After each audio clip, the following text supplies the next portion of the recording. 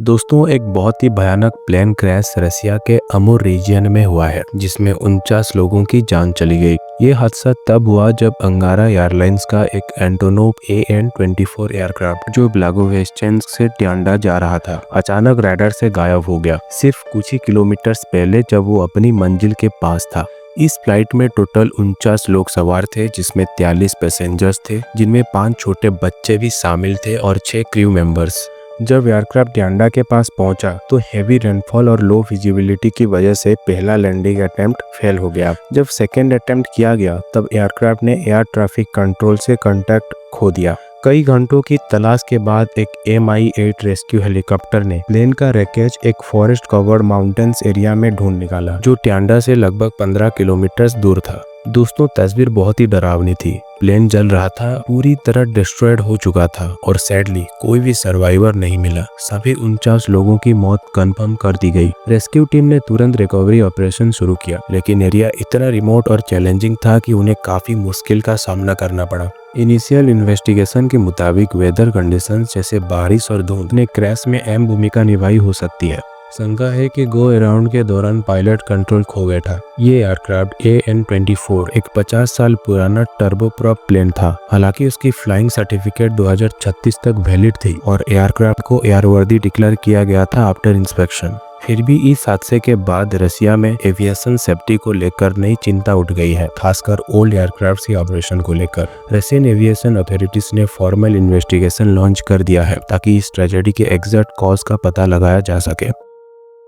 दोस्तों, थाईलैंड और कंबोडिया के बीच जो कॉन्फ्लिक्ट चल रहा है, उसके पीछे सिर्फ बॉर्डर या मिलिट्री नहीं, बल्कि एक पुराना और पवित्र टेम्पल कॉम्प्लेक्स का विवाद भी है।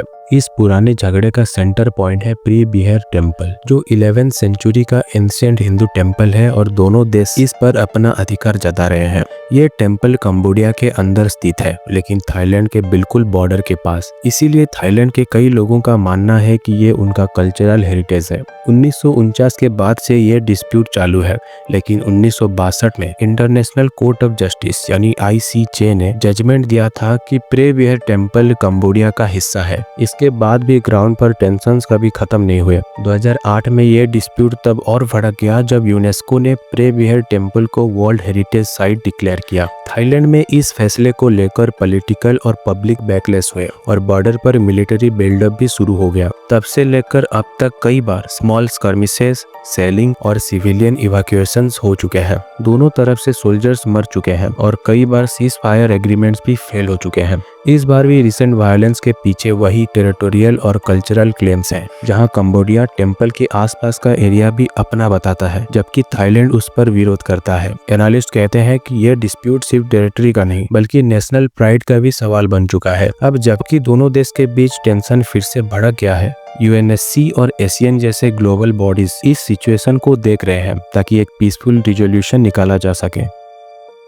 दोस्तों, थाईलैंड और कंबोडिया के बीच एक बार फिर से भयानक बॉर्डर कॉन्फ्लिक्ट भड़क उठा है, जिसमें अब तक 30 लोगों के मरने की पुष्टि हो चुकी है। इस कॉन्फ्लिक्ट ने इंटरनेशनल लेवल पर चिंता बढ़ा दी है, जिसके बाद यूनाइटेड नेशन सिक्योरिटी काउंसिल यानी UNSC ने इस सिचुएशन पर इमरजेंसी मीटिंग बुलाई है। ये क्लैश थाईलैंड कंबोडिया बॉर्डर के नियर प्रे बिहेर एरिया में हुआ, जहाँ पहले से ही टेरिटोरियल डिस्प्यूट्स चल रहे हैं।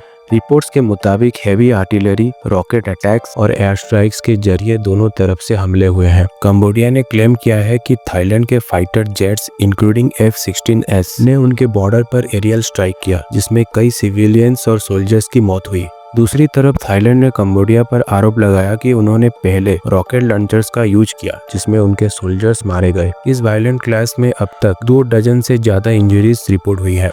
हॉस्पिटल्स में इंजर्ड लोगों का ट्रीटमेंट जारी है और बॉर्डर के आसपास के गांव खाली करवा दिया गया है। थाईलैंड और कंबोडिया दोनों ने अपनी मिलिट्री फोर्सेस को हाई अलर्ट पर रख दिया है और कुछ जगह पर तो सिविलियंस को भी मिलिट्री शेल्टर्स में शिफ्ट किया गया है। UNSC की इमरजेंसी मीटिंग में पीस कीपिंग एफर्ट्स और सीज फायर एग्रीमेंट पर फोकस किया गया, लेकिन ग्राउंड सिचुएशन अभी भी वोलाटाइल है। एनालिस्ट का कहना है कि अगर ये कॉन्फ्लिक्ट अभी कंट्रोल नहीं किया गया तो ये रीजनल स्टेबिलिटी के लिए एक बड़ा खतरा बन सकता है, खासकर एशियन नेशंस के बीच। International leaders including from the US and EU ने तुरंत शांति और टॉक्स की अपील की है।